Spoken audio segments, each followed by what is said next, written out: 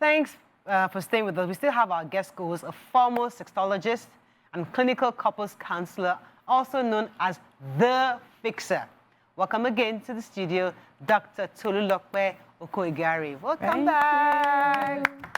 So we can't have someone like you as our guest co-host and not talk about the kind of area that we know that is your forte, which is mental health, intimacy in homes, marriage, and how to help homes generally. Right. And there's this major conversation that we need to have concerning this word narcissistic spouse. I don't want to say men, because there are women and there are men. Yes. So narcissistic men, spouse versus the African culture. Because many will say what you paint as narcissist is what our fathers were. What we know, that's who we are, that's our culture. You know, how the fact that your husband would do things or your wife would do certain things. I mean, that's who we are. So how do we draw the line? How do we define narcissistic spouse to an African man? So it's okay to say that, you know, we say it all the time, in quotes, we are not well. Africans are not well mentally. And this is part of the things that we are talking about. Because narcissism is rooted in our culture. Wow. Yes, it is rooted in our culture. Not everybody knows what narcissism is. It's always difficult to define, but I'm just going to give you a simple definition. Narcissism is lack of development of the emotional sphere of the brain. Is a lack of that could be a bit confusing, but that's a simple way to define it. It's a lack of the development of the emotional part of the brain. It's not necessarily maturity. It's not knowing how to act in certain situations. It's the fact that you need somebody to be sad for you to be happy. It's the fact that you need to control other people for you to feel good about yourself. It's the fact that you don't know how to negotiate. You cannot have conversation. It is either you are at this extreme end or you are at this extreme end. It's either you are not able to express yourself, and then you are angry, and then you are acting up. You are not talking, and they are saying, Daddy, can we talk? And you don't want to talk about it, you know, because you are trying to avoid conflict because you don't know how to manage it. So you would rather be keeping malice and be acting up, or you just bust out, like, don't do it, don't, you know. So staying in the middle and being able to negotiate, you don't have that capacity.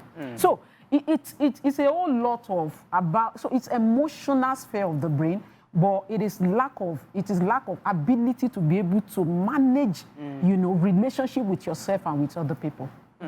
So well, in my own layman's understanding, because I don't have the science knowledge of it, narcissism for me is the imbalance, you know, to be able to see things and put other people's interests above yours when you have conversations. So as you said, I will agree to some extent. We are very well in Africa, but I will agree to some extent. If I will not let that I will never let such a statement fly. We are well in Africa, but we agree to some extent that, you know, certain practices are just shows that some cultures that we have are just narcissists. How do you suppress somebody if you don't have certain excuses and say, Bashe Sheni, and that's how we do it? You know, when you want to coerce someone. And it's always against a gender. So my apologies again, because this is a women's show, but this is not what my intention is not to attack the male gender. It's usually to manage the women, to box them. You know, you tell them, it's women that we do the Olopo work.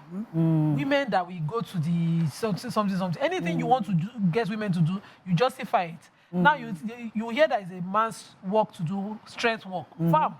But in the days, my grandmother had to farm. She had to farm. So how do you explain the inconsistent rules per time when it comes to a person? It's not just to suppress that person and make the person conform to do whatever biddies you have.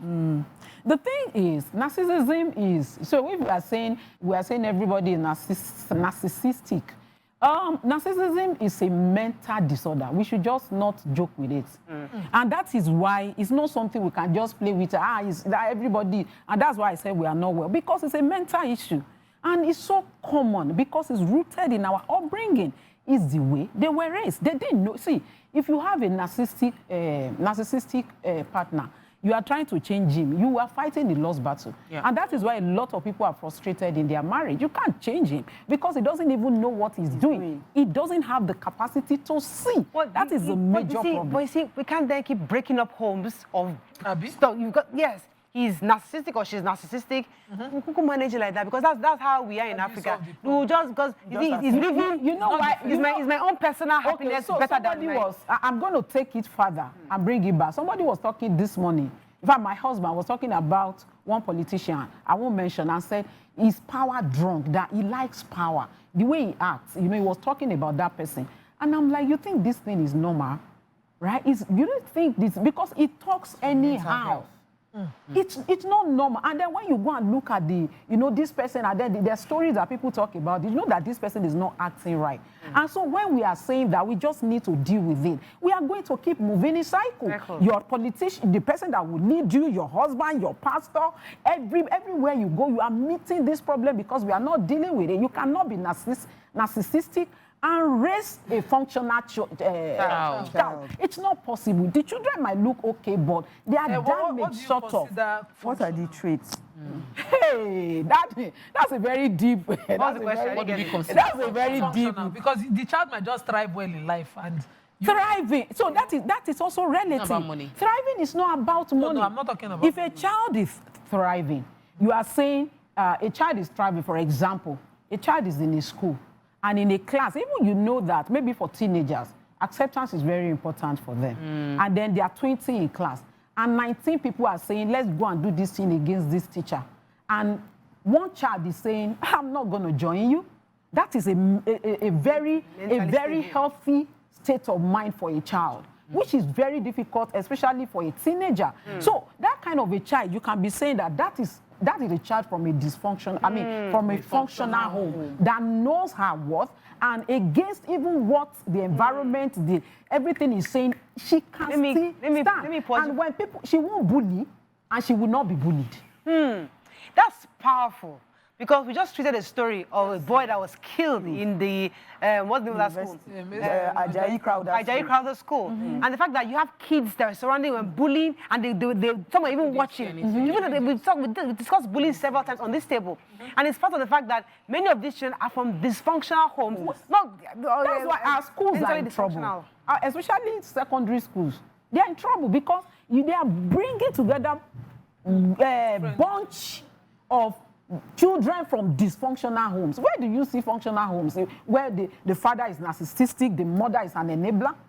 Where do you see that? So when we label, I'm always wary of labeling situations or labeling people, because sometimes when we give it that label, people now, they expand into the identity you have given them. So if I say, oh, you're being ungrateful, then the person will be like, I'm an ungrateful person. Now, let me take it up and be an ungrateful person. If you say that I'm selfish, I'm selfish, let me do the selfishness to the best. So I'm wary of labeling, but I have seen that there was a particular situation that someone was explaining to me, and of course, I didn't want to label, but another person listening said the person in question is a narcissist, that every time we are having a conversation, even when everybody agrees that this person is wrong, the person will find a way to make it look like all of you are not normal, that the person is the only right person.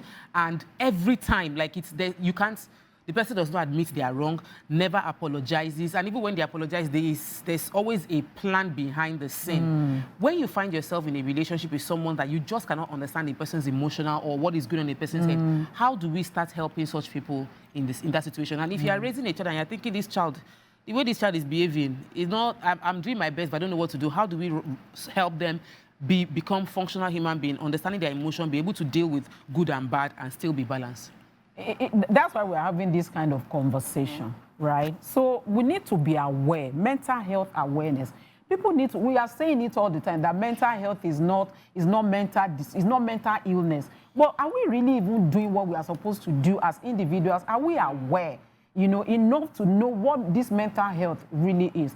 If you have a narcissistic husband, for example, and it's not like labeling the men anyway, it's more, according to research, is more common with men. Amongst men, So I've seen, And because I see a lot of clients, I see these things. I see it all the time. So it's okay to say, you know what, these things are existing. Like, seriously. But I also feel like people are making a lot of mistakes when they just, as soon as they don't understand you, they just say, this person is a narcissist. So, so to answer your question, I feel like there should be more self-awareness as individual.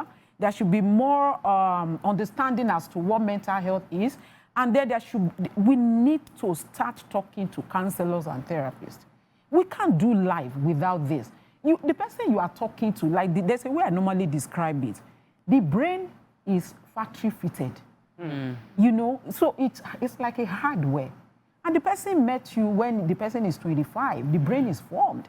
And then you are waking up and you are telling the person to think otherwise. It doesn't know how to think otherwise. Yes. So you really need to understand that you can't change this person. There might be need to turn even in therapy. It's very difficult to deal with narcissist clients. You will struggle. So can we if know, you are not.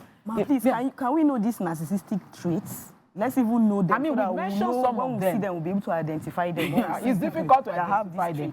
But one of the things that you can notice is they can love bomb. They will love you and you'll be thinking, is it possible to love human being like this? You know, the reason why they are loving you, and they are the type that, you know, when they go out with you, that's my wife. That, you see, they celebrate them. What they don't want is what they think they want. Now, they want you, they like you, so they're always going for, let's use men, because of course, more men, they're always going for upwardly, so in fact, I feel like, I normally say, is there something in the brain of narcissists that could make them to see a woman that, this one will be big later, you know, so they like to pick women that they feel like they're upwardly mobile, it's more like they can see your future, that you are going somewhere, so they pick you young. Right? And they pick you when you are just starting. And then when you are with them, they begin to tell you, I made you. It makes them feel good to say that to you. The reason why, so if they are able to suppress you, you will not be what you think you want to be. But because of also you, so they are very attracted to strong personality. So when they get attached to you, they now want to suppress you. Yet they still like that so they don't know what they want. So they are confused about, but because you are strong, you will always come out, you know, God help you. Yeah. And then you are self-aware. You always come about. When they are looking at you, they are very insecure looking at you. Control is power. I don't want to agree that, you know, it's a formed behavior or a formed brain condition. I want to believe that it's, you know, it's a mindset that is not bringing issues. Yes, now that's what I mean. You develop, like I said, when I said let me quickly say, when I say lack of development of the emotional sphere, when you were born, your brain is tabula rasa, there's nothing. You develop emotional sphere by saying something, maybe they accuse you wrongly. And you can say, Mommy, I didn't do that. For a lot of our men, when you want to talk, they tell you, shut up. Don't talk. They are accusing you wrongly. You cannot complain that I didn't do it. Yourself. You can't defend. You can't negotiate. You can't explain. So how do you become an adult and learn how to communicate? So when I say emotional sphere, it is parenting. It is background. It's culture. Let's take a boy to his childhood now, for instance, and he's before his parents. How should they respond in order to bring up someone who is not narcissistic to things? Let's, for instance, who took this thing? It's me, it's not me, it's you. You know, our parents will confront you directly. It's you, I think it's you. You know, how do you raise that child so that you don't... I remember something. Somebody even said, they will not, you are the one that accuse, you know, then they will move to the brother. Even you too. Then they will join you with what you did. And all of but you have somehow culture enables it is cultural. Yes, now, parenting is deep. And you need to, I think the solution is just to be self-aware. The solution, because in a lot of cases, I see my clients and they say, oh, I'm not like my mom.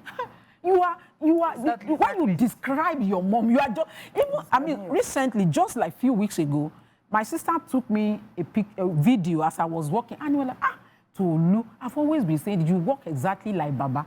My father died like 10 years ago and I walk exactly like him at close to 50. Do you know what that means? So we pick up all of this as little as the way you walk unconsciously. So unconsciously, you are whom you are. You don't even know. It's in your subconscious, driving your behavior, and you are raising your children in response to your trauma. There's a very, and I'm putting myself on the spot. You know, I was just thinking about it. I was analyzing my dad. On my birthday, my friends came to the house, family, children everywhere. I didn't know when my dad came back from church. My dad came back from church, went upstairs to the room, slept, called them to bring food for him. I asked him, did he eat cake? He said he ate cake, he ate food, he drank. He did not want the noise. He wasn't bothered by it. He went upstairs and slept. And then I looked at my husband, I realized that I have married my father. Because the world can be breaking down. He shouts. Be like, why are you angry?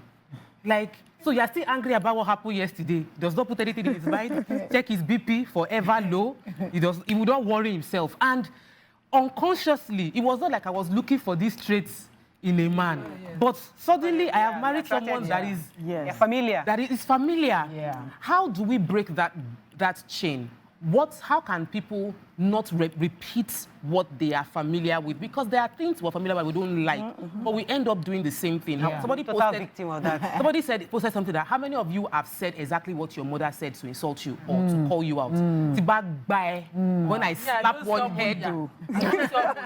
But we've said some things that it shocked us to say it because we've heard our parents or our neighbors say it. How do we break that?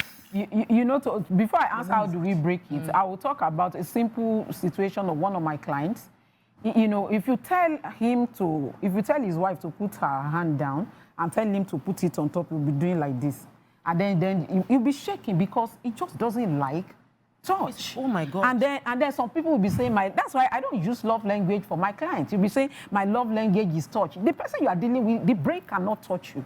Wow. The brain doesn't know. And when I started, and this lady is saying, I'm done with this wedding, you know, 2 years, you are done.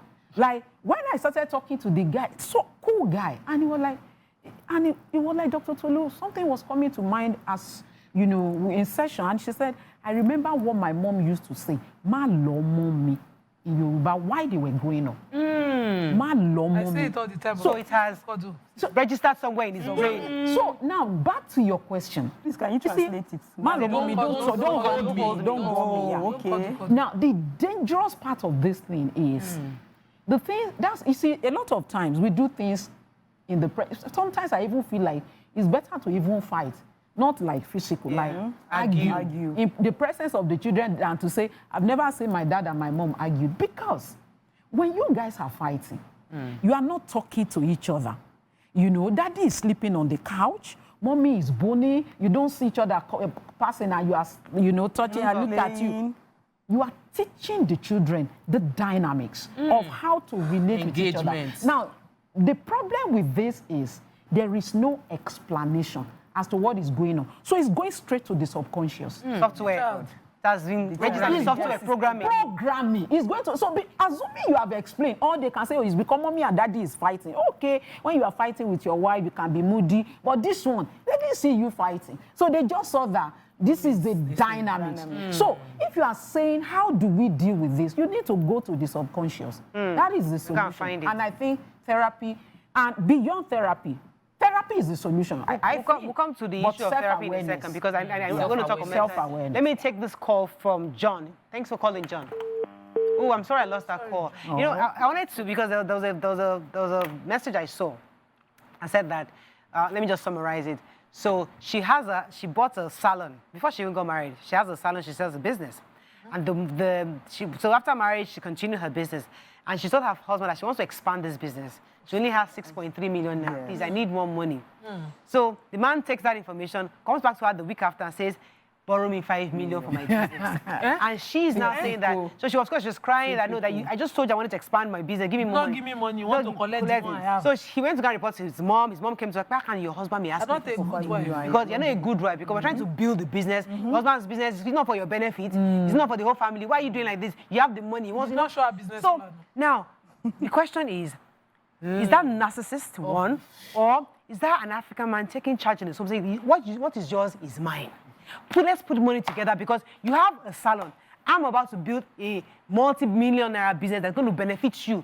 Sacrifice this one that you have and put it in the pot so that we all can make, so our future can be better. So a wife is thinking, how do I help my husband or myself. His address. Husband and mother. I don't understand. Okay, Mother is saying help your husband. Yes, It's mother for the came to family. talk. Say help your wife. So the thing and then help is, your husband. it's difficult to say that, oh, in this situation, it's because the man is narcissistic, and we need to put things in perspective to understand their situation, to be able to know what is going on. It's possible that the man, the business, maybe what they can sit together, and you know what, your salon business, how is it looking? What are the prospects? How is the future going to look? This new business, what are the prospects? How is the future going to look? But that's not what happened, though. He started That's not when what she told I'm you. saying that if they have done it that way, then they can weigh the pro and cons and say, okay, and As if a they family. weigh the pro and cons, and the man feel like, the man has capacity to recognize that this salon is better, then let me my business put is my better. own. And then they both can say that, okay, this one is actually better. It's a different burger. But for a narcissist, that money that you are getting is looking at you like, you start raising your hand. Small girl that I married yesterday will now become big girl. That is You know, what happened. That's what you would like to be. That is that's the other way to be. But it can be the other way. But in a lot of cases, let me go on a short break because we still need to dissect this thing properly. Stay with us. We'll be right back.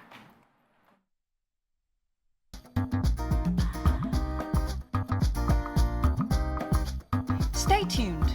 Your View will be right back.